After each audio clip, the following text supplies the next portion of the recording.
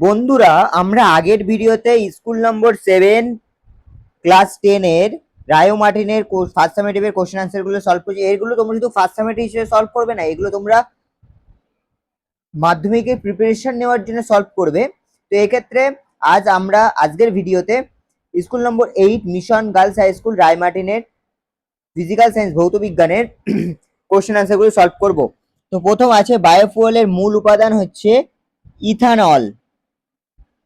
আদর্শ গ্যাসের সমীকরণ থেকে গ্যাসের মোলার ভর নির্ণয়ের সমীকরণটি হলো D, M equal to W R T by PV. রাস্তার আলোর প্রতিফলক হিসাবে কি ধরনের দর্পণ ব্যবহার করা হয়? এটা হবে বি, উত্তল দর্পণ। প্রদত্ত কোন আলোটির বিক্ষেপণ সবচেয়ে কম হয়? লাল। সরল ক্যামেরায় কি ধরনের প্রতিবিম্ব গঠিত হয়? সদ ও অবশিষ্ট। ফ্লোরিন সমযোজী ব্যাসার্ধ হলো পাশাপাশি অবস্থিত দুটি এফ পরমাণু নিউক্লিয়াসের মধ্যে দূরত্বের অর্ধেক। প্রদত্ত কোন যৌগটি ধাতব আয়নে অষ্টক পূর্ণ হওয়া সম্ভব নয়? সেটা হচ্ছে LiH। এবার আমরা গ্রুপ বি এর কোশ্চেন আনসার গুলো দেখি। বলছে বায়ুমণ্ডলে কোন স্তরে মেরুজ্যোতি দেখা যায়? অ্যান্সারটা হবে আয়নোস্ফিয়ারে। অথবা কোশ্চেন, থার্মোস্ফিয়ারের অংশে কোন কোন গ্যাস পাওয়া যায়? সেটা হবে পারমাণবিক অক্সিজেন, পারমাণবিক নাইট্রোজেন, হাইড্রোজেন, হিলিয়াম। পরের কোশ্চেন, শূন্যস্থান পূরণ। বায়োমাস অন্তর্নিহিত শক্তি হলো কি? উদ্ভিদ ও প্রাণী জগতের জৈব পদার্থে সঞ্চিত রাসায়নিক শক্তি। বয়েলের সূত্রে পিভি লেখচিত্রটি অঙ্কন করো। এই যে পি বনাম ভি লেখচিত্র, তোমরা এই চিত্রটাকে আঁকবে। আর আঁকার পরে এখান থেকে এই পর্যন্ত লিখে নেবে, ঠিক আছে? এই 11 নম্বর চিত্রে এগুলো লিখবে না, ঠিক আছে? চিত্রে পি আর ভি লেখচিত্রে প্রকৃতি জিজ্ঞেস করেছে, ঠিক আছে? প্রকৃতিটা তোমরা লিখে দেবে সমপরাবৃত্ত। অথবা বিবৃতি সত্য আর মিথ্যা লেখে। একই উষ্ণতায় চাপে CO2 NO2 N2 গ্যাসের মধ্যে অণুর সংখ্যা পৃথক। এটা সত্য না মিথ্যা? অ্যান্সারটা হবে মিথ্যা। ঠিক আছে, পরের কোশ্চেন, আলোক রশ্মি বায়ু থেকে কাঁচে প্রবেশ করলে তরঙ্গদৈর্ঘ্যের কি পরিবর্তন হবে? তরঙ্গদৈর্ঘ্য হ্রাস পাবে। অবতল দর্পণে বস্তু কোথায় থাকলে প্রতিবিম্বে বস্তুর সমান আকৃতির হবে? অবতল দর্পণে বস্তুকে তার বক্রতা কেন্দ্রে রাখলে প্রতিবিম্বটি বস্তুর সমান আকৃতির হবে। এটা হবে অ্যান্সার। একটা কোশ্চেন আমরা মিস করে চলে গেছিলাম, যে মোলার গ্যাস দ্রব্যকে আর এর মাত্রা লেখো। এই যে আর এর মাত্রা এইটা লিখে দেবে তোমরা, ঠিক আছে? এবার আমরা 2.7 বিবর্ধক কাছে 0.1 m দূরে রাখা বস্তু প্রতিদিন 40 সেন্টিমিটার দূরে পাওয়া যায়, প্রতিদিন বিবর্ধক নির্ণয় করো। 2.7 দাগে উত্তর, বস্তু দূরত্ব 0.1 মিটার ইকুয়াল 10 সেন্টিমিটার, প্রতিবিম্ব দূরত্ব 40 সেন্টিমিটার। বিবর্ধনটা বের করতে, বিবর্ধন ইকুয়াল টু প্রতিবিম্ব দূরত্ব বাই বস্তু দূরত্ব। বিবর্ধন 40/10, যদি প্রতিবিম্ব দূরত্ব 40 আর বস্তু দূরত্ব হচ্ছে 10 সেন্টিমিটার, 40/10 বিবর্ধন 4। বলছে অথবা কোশ্চেন, কোন অবতল দর্পণে ফোকাসে একটি বস্তু রাখলে বস্তুটি প্রতিবিম্ব কোথায় গঠিত হবে? উত্তরটা হবে দর্পণের সামনে অসীমে গঠিত হবে। পরের কোশ্চেন, একটি তেজস্ক্রিয় হ্যালোজেন মৌলের নাম? অ্যান্সার হবে অ্যাস্টাটিন। পরের কোশ্চেন বলছে নিয়নের সম ইলেকট্রনীয় ক্যাটায়ন অ্যানোয়ের নাম সংকেত সহ লেখো। এই যে cation, sodium ion Na+, anion, fluoride ion F-। এবার আমরা গ্রুপ সি এর কোশ্চেনগুলো দেখি। বলছে জ্বালানির তাপন মূল্য কাকে বলে? SI তে একক লেখো। জ্বালানির তাপন মূল্য, তোমরা এখান থেকে ডেফিনেশনটা লেখা শুরু করবে, যে 1 কিলোগ্রাম ভরের কোনো কঠিন বা তরল জ্বালানি অথবা STP তে 1 মিটার কিউব আয়তন বিশিষ্ট কোনো গ্যাসীয় জ্বালানি সম্পূর্ণ দহনের ফলে যে পরিমাণ তাপ শক্তি উৎপন্ন তাকে জ্বালানি তাপন মূল্য বলে। এই কোশ্চেনের মাধ্যমিক 2017 সালে এসেছিল। একক হচ্ছে SI তে একক কিলো জুল পার কিলোগ্রাম। তোমরা এই পর্যন্ত লিখে দেবে, ঠিক আছে, একক সমেত। পরের কোশ্চেন বলছে মিথেন হাইড্রেট কি? এই যে এটা তোমাদের ছায়ার বইয়ে 27 নম্বর পেজে আছে, ঠিক আছে? তোমরা এখান থেকে ডেফিনেশনটা লেখা শুরু করবে। যে মিথেন হাইড্রেট হলো এক ধরনের কঠিন কেলাসাকার পদার্থ, জলের অণু দিয়ে গঠিত বরফের মতো। এই ক্ল্যাথরেট ক্লাসের মধ্যে প্রচুর পরিমাণে মিথেন আবদ্ধ হয়ে এর সৃষ্টি হয়। মিথেন হাইড্রেট সংযুক্তি, এটা তোমরা লিখে দেবে, এই পর্যন্ত লিখে দেবে। চার্লসের সূত্রটি বিবৃত করো এবং সূত্রটি গাণিতিক রূপে প্রকাশ করো। চার্লসের সূত্র তোমরা এখান থেকে লিখবে, এখান থেকে এই অবধি লিখবে, ঠিক আছে। চাপ স্থির থাকলে নির্দিষ্ট ভরের কোনো গ্যাসের আয়তন প্রতি 1 ডিগ্রি সেন্টিগ্রেড উষ্ণতা বৃদ্ধি বা হ্রাস করলে 0 ডিগ্রি সেন্টিগ্রেড উষ্ণতা ওই গ্যাসের আয়তন 1/273 অংশ যথাক্রমে বৃদ্ধি বা হ্রাস পায়। এর গাণিতিক রূপ যদি তুমি লেখো তাহলে এটা ধরি 0 ডিগ্রি সেন্টিগ্রেড উষ্ণতা, যেহেতু এটা শর্ট কোশ্চেন হিসাবে আছে, তো 0 ডিগ্রি সেন্টিগ্রেড উষ্ণতা নির্দিষ্ট ভরের কোনো গ্যাসের আয়তন V0 চাপ স্থিরে এই গ্যাসের উষ্ণতা পরিবর্তন করা হলে চার্লসের সূত্র অনুযায়ী T ডিগ্রি সেন্টিগ্রেড উষ্ণতায় গ্যাসটির আয়তন হবে। এই যে গাণিতিক রূপ, এটা তোমরা লিখে দেবে, পুরোটা এখান থেকে এই পর্যন্ত লিখবে।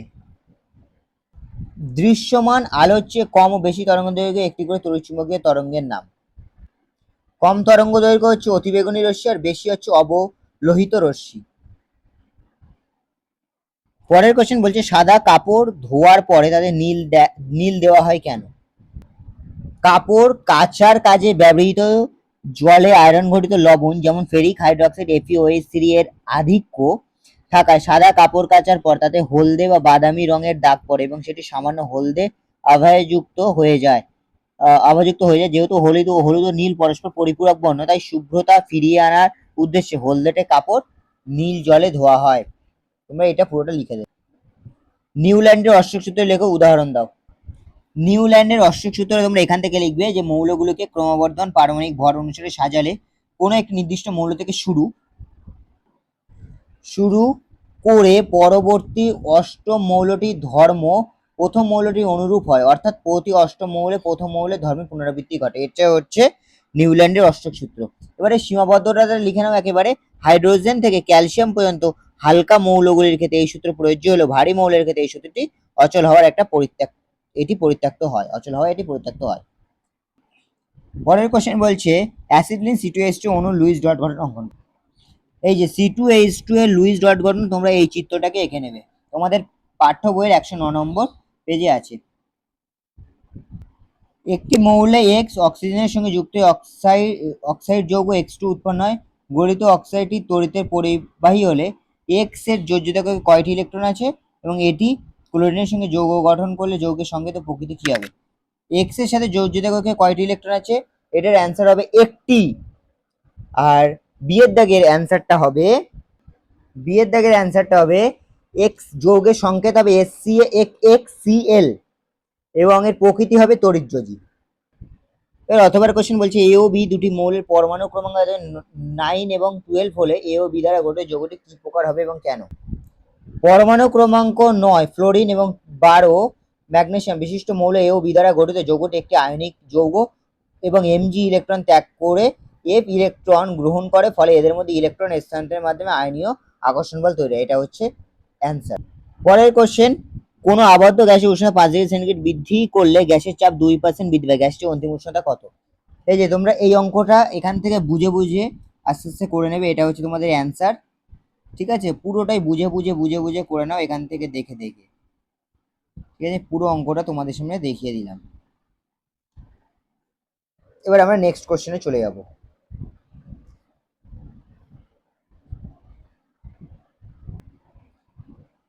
ফোর পয়েন্ট ওয়ান অথবা একটি 10 লিটার গ্যাস সিলিন্ডারে 2 গ্রাম হাইড্রোজেন H2 ও 2 গ্রাম ডয়টেরিয়াম D2 27 ডিগ্রি সেন্টিগ্রেডে প্রবেশ করে সিলিন্ডারটি মুখ বন্ধ করে দেওয়া হলো, ওই পাত্রের অভ্যন্তরীণ চাপ কত হবে?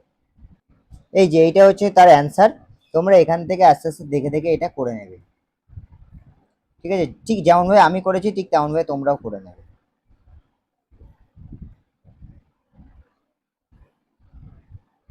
এই যে 3.69 অ্যাটমস্ফিয়ার হচ্ছে অ্যান্সার। এবার আমরা নেক্সট কোশ্চেনটা দেখব।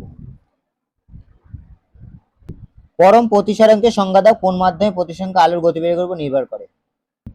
এই যে এইটা হচ্ছে পরম প্রতিসরাঙ্কের সংজ্ঞা, যে শূন্য স্থানে থেকে আলোকরশ্মি কোনো স্বচ্ছ ও সমসত্ব মাধ্যমে তির্যক ভাবে আপতিত হয়ে প্রতিষ্ঠিত হলে আপতন কোণ সাইন ও প্রতিসরণ কোণ সাইনের অনুপাতকে এই মাধ্যমে প্রতিসরাঙ্ক বলা হয়। আর ওর সঙ্গে যে কোশ্চেনটা আছে যে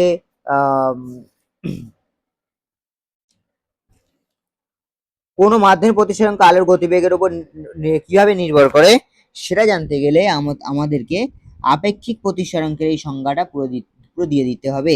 এই যে আপেক্ষিক প্রতিসরাঙ্কের সংজ্ঞা, যখন কোনো আলোক রশ্মি একটি মাধ্যম থেকে অন্য মাধ্যমে প্রতিসরণ তখন আপতন কোণ সাইন ও প্রতিসরণ কোণের সাইনের অনুপাতকে প্রথম মাধ্যমের সাপেক্ষে দ্বিতীয় মাধ্যমে আপেক্ষিক প্রতিসরাঙ্ক বলে। আর আপেক্ষিক প্রতিসরাঙ্কের মাধ্যমেই কি হয়, তোমার হচ্ছে আলোর গতিবেগ, আপেক্ষিক প্রতিসরাঙ্কের উপরই আলোর গতিবেগ নির্ভর করে। বায়ু থেকে 6000 অ্যাংস্ট্রম তরঙ্গদৈর্ঘ্যে কোনো আলোক রশ্মি 4/3 প্রতিসরাঙ্ক বিশিষ্ট একটি মাধ্যমে প্রবেশ করলে প্রদত্ত আলোর তরঙ্গদৈর্ঘ্য কত হবে? এই যে এইটা হচ্ছে তার অ্যান্সার, তোমরা এখান থেকে দেখে দেখে করে নেবে। একটি লেন্সের ক্ষমতা প্লাস 2.5 লেন্সটি ফোকাস দৈর্ঘ্য প্রকৃতি নির্ণয় করো। এই হচ্ছে 4.3 দাগের অঙ্কটা। পি ইকুয়াল 2.5 ফোকাস দৈর্ঘ্য বের করতে, প্রকৃতি বের করতে। আমরা জানি পি ইকুয়াল টু 100/f, এই কোনাকুনি গুণ করলাম, P into F equal to 100, F 100/p। 100 এর মান কত, পি এর মান কত ছিল 2.5, সেটাকে 2.5 নিচে লিখলাম, এই দশমিকটা উপরে, দশমিকটা তুলে দিলাম, উপরে 10 চলে গেল। 25কে 100 দিয়ে ভাগ করলে 4, 4 আর 10 গুণ করে 40 সেন্টিমিটার। লেন্সের প্রকৃতি হলো উত্তল লেন্স, এটা হচ্ছে প্রকৃতি। 4.4 হাইড্রোজেন ধর্মের সঙ্গে গ্রুপ 1 মৌলগুলি ধর্মের সাদৃশ্য, গ্রুপ 17 মৌলগুলি ধর্মের বৈসাদৃশ্য উল্লেখ করো। এখানে দেখো কোশ্চেন রয়েছে হাইড্রোজেনের সাথে গ্রুপ 1 এর মৌলগুলির সাদৃশ্য। এখানে দেখো ক্ষার ধাতু হচ্ছে, আমরা জানি ক্ষার ধাতুটা হচ্ছে 1 নম্বর মৌল। এই দেখো হাইড্রোজেন ধর্মের সঙ্গে গ্রুপ 1 এর মৌলগুলি ধর্মের সাদৃশ্য। তো এই সাদৃশ্য তোমরা 1, 2, 3, 4, 5 যতগুলো পয়েন্টে তোমরা তোমাদের নিজেদের মতো করে পয়েন্ট লিখে দেবে। গ্রুপ 17 এর সঙ্গে হাইড্রোজেন মৌলগুলি বৈসাদৃশ্য, এই যে তোমরা এই বৈসাদৃশ্যটা এখান থেকে যে কোনো একটা কি দুটো পয়েন্ট লিখে দেবে, এই যে এই দাগটা, ঠিক আছে, যেটা টিক মারা। পরের কোশ্চেন, নির্দেশ অনুসারে এর দাগেরটা ক্রমবর্ধমান তড়িৎ অনুসারে সাজাও, বি এর দাগেরটা ক্রমবর্ধমান বিজারণ হিসাবে সাজাও, সি এর দাগের NaCS কে RbLi এটাকে ক্রমবর্ধমান পারমাণবিক আকারে সাজাও। তো চলো আমি সাজিয়ে তোমার এর দাগ, বি এর দাগে, সি এর দাগেরটা তোমাদেরকে আমি দেখিয়ে দিই। এর দাগের অ্যান্সারটা হচ্ছে এইটা, TeACSO, ঠিক আছে। এবার বি এর দাগের অ্যান্সারটা দেখি, এই হচ্ছে বি এর দাগের অ্যান্সার, ঠিক আছে। এবার সি এর দাগের অ্যান্সারটা দেখি, এই হচ্ছে সি এর দাগের অ্যান্সার। বন্ধুরা আজকের ভিডিওটা এই পর্যন্তই। পরের ভিডিওতে আমাদের দেখাবে নিমপিট আশ্রম সারদা বিদ্যা মন্দির ফর গার্লস হাই স্কুলের কোশ্চেন অ্যান্সারগুলোকে নিয়ে। আজকের ভিডিও যদি ভালো লেগে থাকে তাহলে অবশ্যই লাইক, কমেন্ট, সাবস্ক্রাইব করে দিও। পরের ভিডিওতে দেখা হচ্ছে ঠিক ক্লাস 9-এর কোশ্চেন অ্যান্সার সলভগুলোকে নিয়ে।